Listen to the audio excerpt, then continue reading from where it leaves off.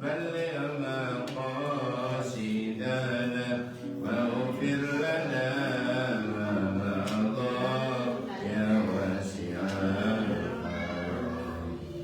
بسم الله الرحمن الرحيم. السلام عليكم ورحمة الله وبركاته.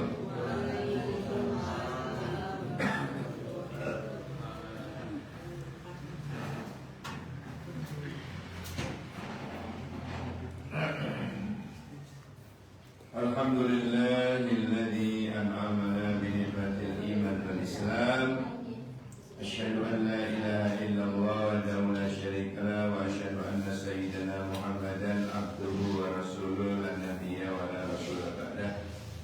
Allahumma salli wa sallim ala sayyidina wa habibina wa syafi'ina wa maulana wa qurrati a'yunina Muhammad ibni Abdillah miftahi babi rahmatillah adada ma bi ilmillah salatan wa salaman daimaini bidawami mulkillah wa ala alihi wa sahbihi wa man wala amma ba'du. Jamaah sekalian yang insyaallah kita semua akan terangkat derajat kita ke maqam yang tertinggi insyaallah. Alhamdulillah memulai kembali setelah libur lama hari raya, mulai dari menyambut Ramadan, kemudian Syawal, hari ini tanggal 30 Syawal. Jadi ya hari puasa berarti puasa terakhir. Loh iya sekarang habis maghrib. Ya habis maghrib sampai Dzul Qa'dah. Tadi hari Kamis itu masih tanggal 30 Sya'ban. Enggak, saya lihat enggak NU dan Muhammadiyah, lihat UIN. Di penanggalan UIN itu tadi itu 30 Syawal. Jadi puasa terakhir. Di tanggal saya Muhammadiyah hari ini tanggal 1. Kalau tanggal UIN memang 30 masih. Kalau masuk maghrib sudah tanggal 1. Ya, 1. Maghrib begitu terbenam itu tanggal 1 Zulqa'dah. Jadi tadi saya masih puasa terakhir daripada Syawal. Ambil terakhir. Karena sibuknya ceramah halal bihalal, tidak sempat. Ya. Jadi kalau habis Ramadan, hari raya itu masih haram puasa. Tanggal 2-nya ngambil langsung 6. Itu besar pahalanya karena godaannya besar. Ya lah ya. Tidak boleh keluar rumah. Bahayai silaturahim loh itu. Dia balik silaturahimnya malam. Ya, dia pasang silaturahimnya malam. Jadi keluar malam. Kayak apa itu ya? Cocok ya. Suka keluar malam. Jadi biar aman, ya puasa kita tidak diganggu orang, tidak diganggu makanan. Itu keluarnya malam aja. Kalau kepingin habis Ramadan langsung. Tapi boleh 6 pertengahan boleh urut gitu, atau 6 terakhir urut gitu.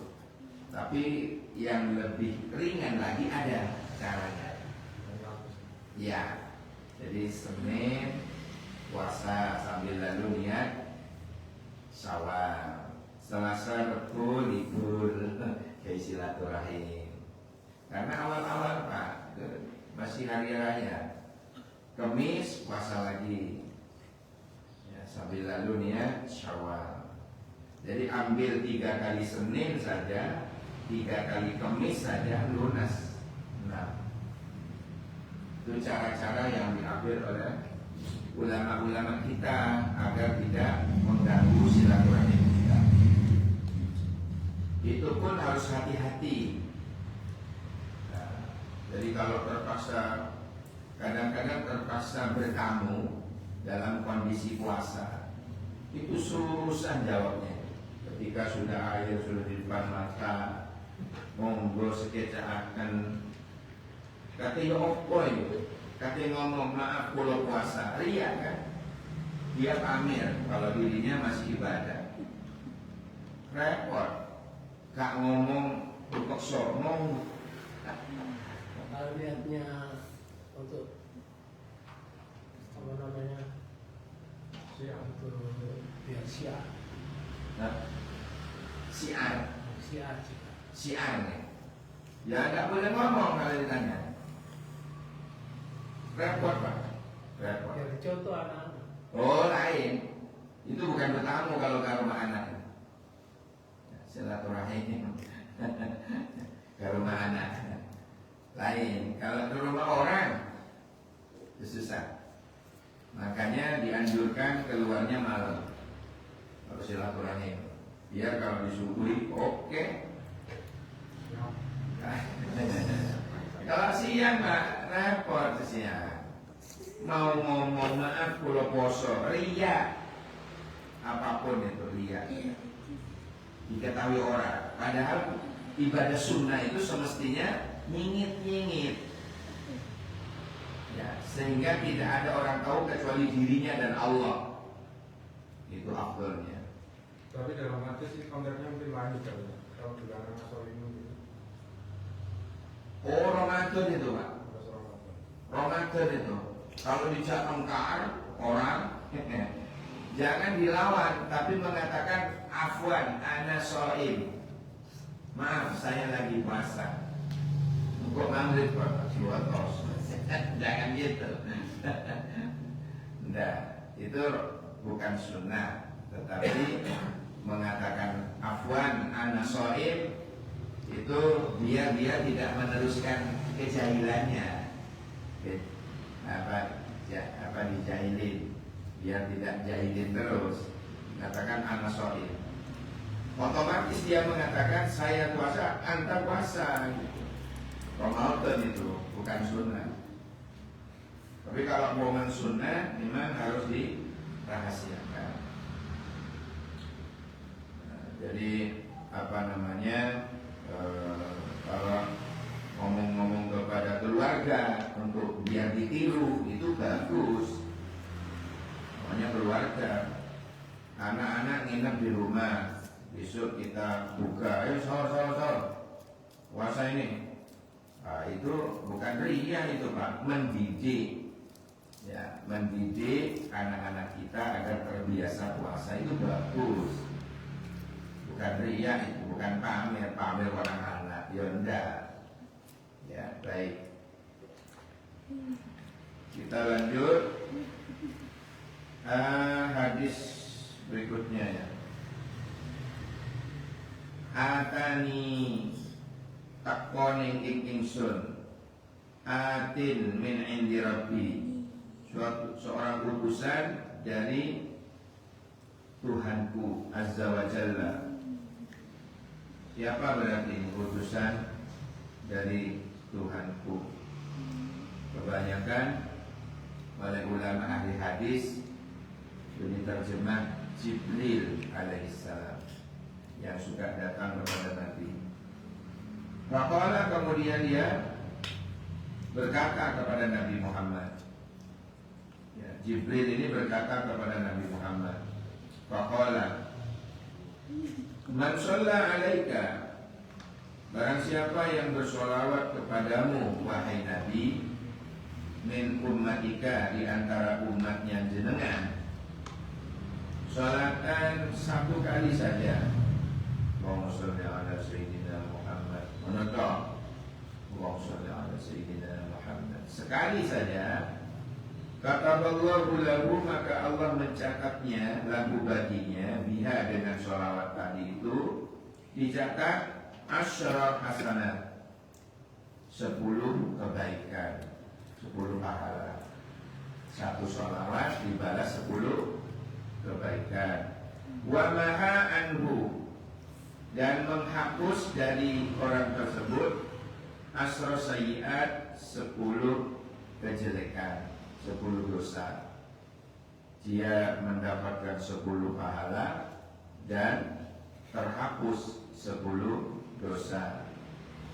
Wa rafa'a lahu, dan diangkatlah oleh Allah baginya asra darajat, 10 derajat. Baru 1 kali sholawat. Allahumma shalli ala sayyidina Muhammad. 1 kali sholawat bisa mendapatkan 10 kebaikan, terhapusnya 10 dosa, terangkatnya 10 derajat. Masya Allah. Wa radda alaihi mithlaha, dan diberikan oleh Allah itu yang serupa, ada tambahan nilai pahala. Hadis riwayat Imam Ahmad an Abi Thalhah, dari sahabat Abi Thalhah.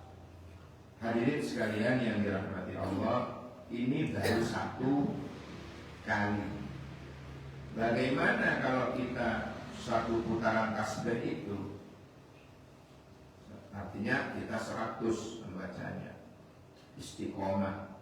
Sallallahu ala Muhammad, sallallahu ala Muhammad, sallallahu ala Muhammad, sallallahu ala Muhammad, sallallahu ala Muhammad, 5 kali sudah.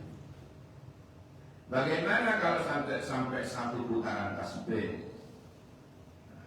Maka dikalikan 10 pahala. 10 pahala. Terus dihapus 10 kali 10. 10 kali 10 berapa? 100 dosa, ya ampun. Subhanallah. 100 dosa, 100 nilai pahala. Hah? Kalau dosa besar ada cara tersendiri, Pak, untuk taubat. Ini dosa-dosa. Ya, tapi jangan lihat dosa kecilnya. Tidak ada dosa kecil kalau bendino melakon cili dan dibunuh, ya. Dan tidak ada dosa besar kalau langsung bertobat. Tidak ada dosa kecil kalau bendino dilakukan. Suwe-suwe ya kalau gede. Tidak ada dosa besar kalau langsung bertobat. Wa rafa'a lahu asra darajat, dan Allah angkat 10 derajat. Makanya 10 derajat ini oleh ulama diartikan apa itu keperluannya, Pak, hajatnya, Pak. Ya. Artinya qadil hajat. Ya. Tekan hajati. Jadi dengan sholawat itu Allah akan mengijabah hajat-hajatnya, menghapus dosa-dosanya, memberikan berlipat-lipat pahala. Wa radda alaihi mithlaha, dan Allah akan memberikan pahala yang serupa. Ini berdasarkan firman Allah surat Al-Ahzab ayat 56. Dulu Nabi turunnya ayat itu Pak bingung dengan turunnya ayat, dengan turunnya perintah sholawat itu sahabat bingung. Bagaimana caranya ya Rasulullah? Caranya bersolawat gimana? Terus diajari. Makanya Pak,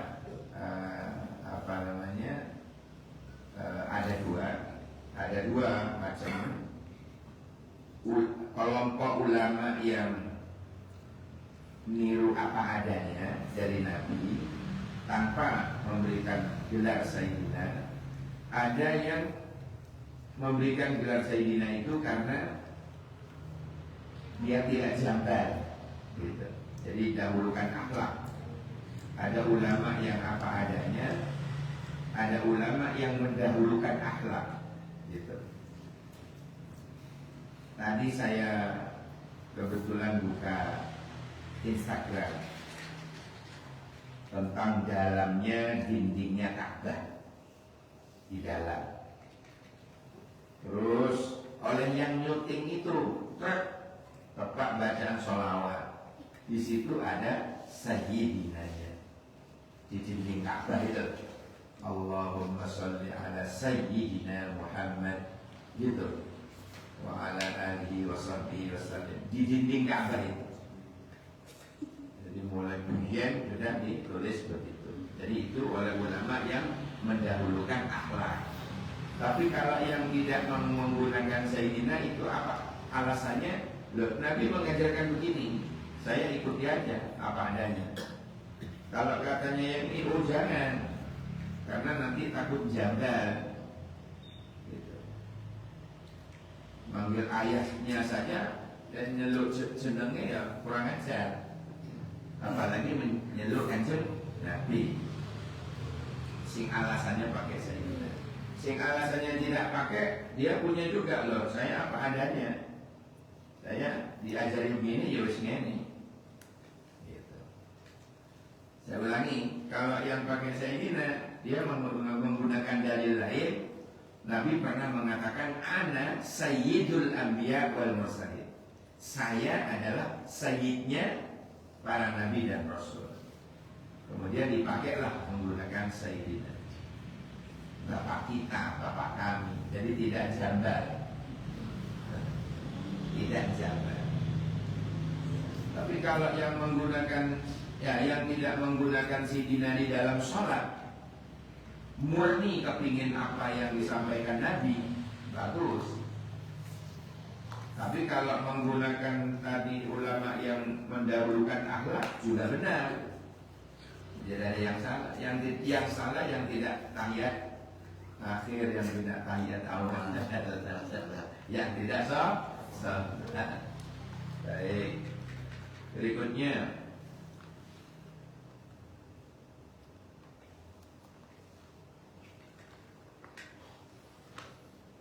atuhibbu ayyalina qalbuk wa tudrika hajatak. Wa tudrik itu artinya terkabul. Yalin, ayyalina itu yalin itu artinya lunak, lembut. Maka artinya atuhibbu ayyalina qalbuk, apakah kamu senang? Atuhibbu, apakah kamu senang? Ayyalina qalbuk, kalau hatimu menjadi lunak, menjadi apa namanya tadi saya bilang selain lunak apa? Lembut. Apakah kamu suka kalau hatimu menjadi lembut gitu? Wa tudrika hajatak, dan apakah kamu suka kalau hajat-hajatmu terkabul? Kata Nabi, irhamil yatim wamsah rasahu wa at'imhu min ta'amik yarin qalbuk wa tudrik hajatak. Rawahu Tabrani an Abi Darda. Diriwayatkan oleh Imam At-Tabrani dari sahabat Abi Darda. Kalau kamu kepingin hatimu lembut, hajatmu terkabul, irhamil yatim. Yang pertama, sayangi anak-anak yatim. Mereka butuh SBP, mereka butuh seragam, mereka butuh makan dan sebagainya. Sayangi anak yatim. Yang kedua, wamsah rasahu, usaplah kepalanya, tanda sayang. Tutup ini uyel-uyel toh. Ada mele, yatim yang sudah kuliah.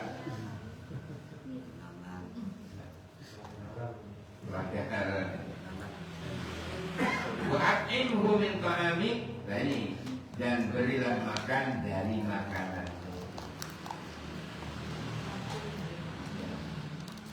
Sayangi anak yatim, usaplah kepalanya tanda sayang, berilah dia makan dari makanan. Ini dalil, maka hatimu akan lembut. Dan itu pasti Pak, ya, pasti. Kalau kita berkunjung ya, misalnya kalau jenengan diajak ke kemana? Ke panti gitu ya. Hati itu nangis itu, ya Allah, menjerit rasanya kan. Masya Allah. Tidak punya bagaimana perasaan mereka, tidak punya ayah, tidak punya ibu. Sementara mereka butuh makan, butuh tempat tinggal, butuh pakaian, butuh ini, butuh SPP, macam-macam. Itu merasa kita ya. Nah, kalau pulang jenengan sering begitu, secara otomatis hati kita ini akan lembut. Lembut, hati kita ini akan lembut. Punya apa? Dicas, perasaan hati kita ini dicas. Sering-sering lah main ke panti, main ke panti, lihat keadaan mereka. Hati menjadi lembut. Wa tudrika hajataka, dan Allah akan mengabulkan hajat-hajatmu. Kenapa? Karena barokahnya apa yang kita sedekahkan itu, apa yang kita berikan itu tidak akan menyebabkan kita kekurangan. Tidak mungkin. Pasti diganti oleh Allah. Ada hadis bunyinya begini. Mana qosamalun bisodaqatin bal yasdad bal yasdad bal yasdad. 3 kali Nabi bilang. Mana qosamalun, harta itu tidak akan pernah berkurang, kata Nabi. Bisodaqatin, hanya sebab disedekahkan. Tidak akan pernah berkurang. Bal yasdad, bahkan dia akan bertambah. Ini apa namanya? Makanya barokahnya apa yang kita berikan kepada anak yatim tadi itu menyebabkan tudrika hajat, dikabulkannya oleh Allah apa? Hajat-hajatmu. Hajat-hajatmu akan terkabul. Karena apa? Karena irhamil yatim, sayang kepada anak yatim. Wamsarasahu, mengusap muka, kepalanya, tanda sayang tadi. Wa'inhu min ta'amik, dan kamu memberi makan dari makananmu. Makanya tolong ya, kalau kita ngasih ke panti itu jangan yang beras yang di bawah apa yang kita makan, itu jangan. Minimal beras yang kita makan ini. Wa'in min ta'amik. Nah ini dalilnya. Memberi itu misalnya memberi makan, memberi nasi, apa yang kita makan gitu. Bukan yang di bawahnya itu, jangan. Kualitasnya. Jadi kualitas beras yang akan kita kasih itu beras yang biasa kita makan ya. Yarin kalbu, akan dijamin hatimu lembut. Wa tudrik hajatak, dan akan dikabul oleh Allah segala hajatmu.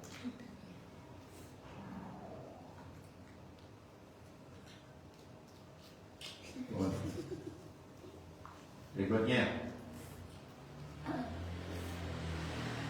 ittaqillaha haitsuma kunta, bertakwalah kepada Allah dimanapun kamu berada.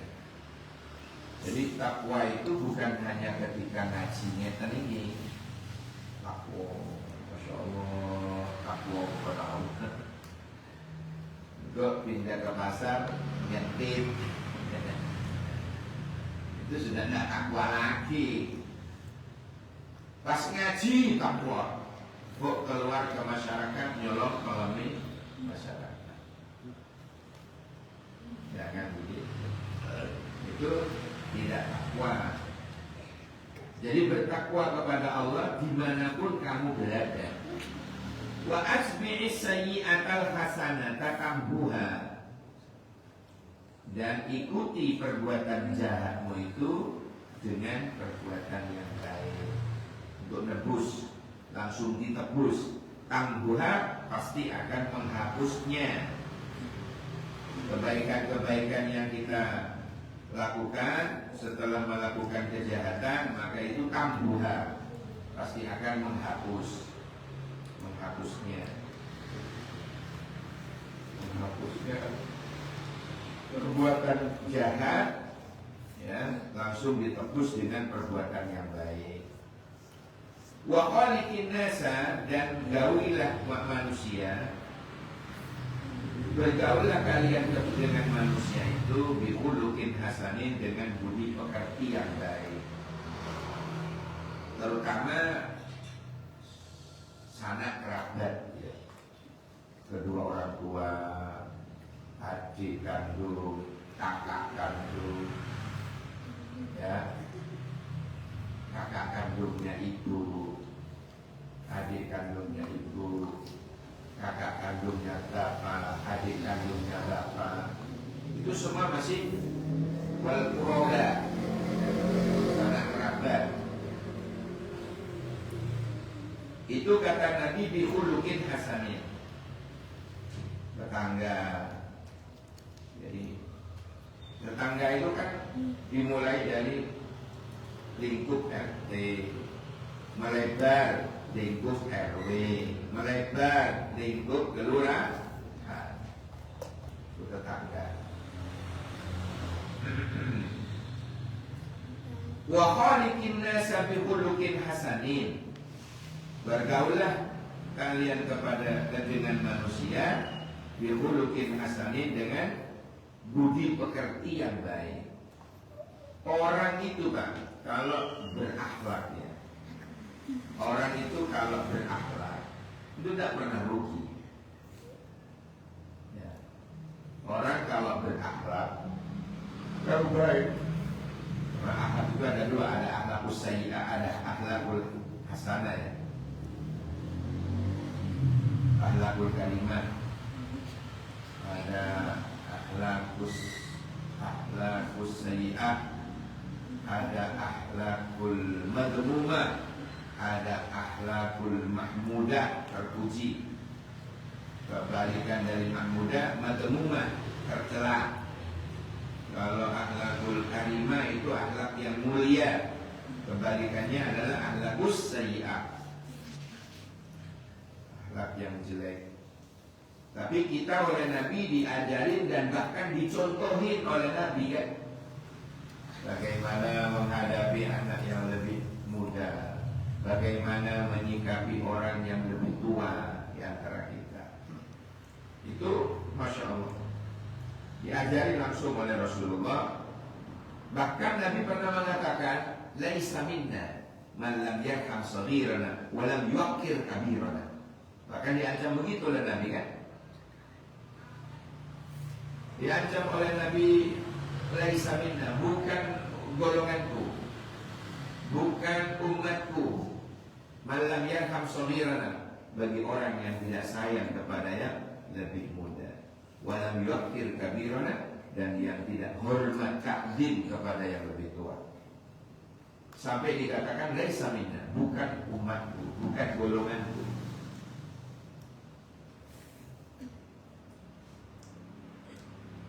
Kurang 2 menit. Ada yang ditanyakan? Silakan. Saya buka segmen dialog interaktif bebas pulsa. Yang mau bertanya silakan. Halo, suara saya bisa didengar? Tanya, bebas. Bawa, bebas Pak. Sudah sehat Pak? Sehat? Oh belum. Mudah-mudahan bertambah sehat. Ya, istiqomah. Ye. Masih Pak. Kalau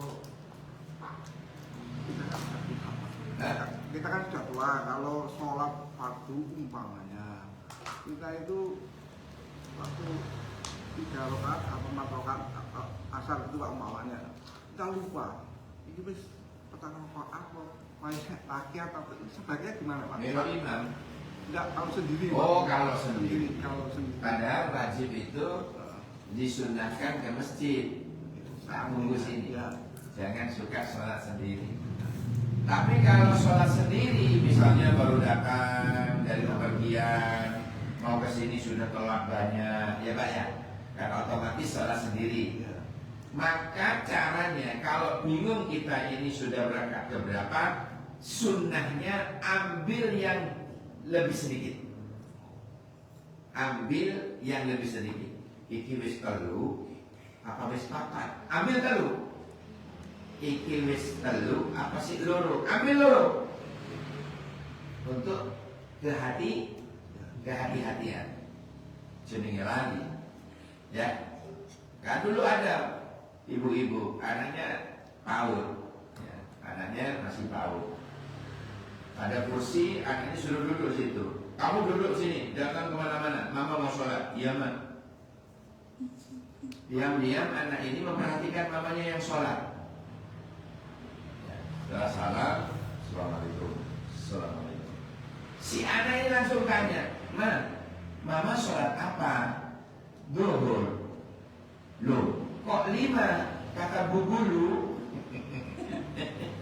Kata Bu Gulu, zuhur itu 4 mah. Mama kok 5? Halo. Bingung mamanya. Salat zuhur sampai 5 rakaat. Nah, itu sering lali, panggil. Bagi lebih amannya itu memang ikut imam. Demikian, semoga barokah manfaat. Subhanakallahumma bihamdika asyhadu an la ilaha illa anta astaghfiruka wa atubu ilaik. Subhana rabbika rabbil izzati amma yasifun. Salamun alal mursalin walhamdulillahi rabbil alamin. Saya buat bulan Amira, memberi selawat pertanyaan semua. Assalamualaikum warahmatullahi wabarakatuh.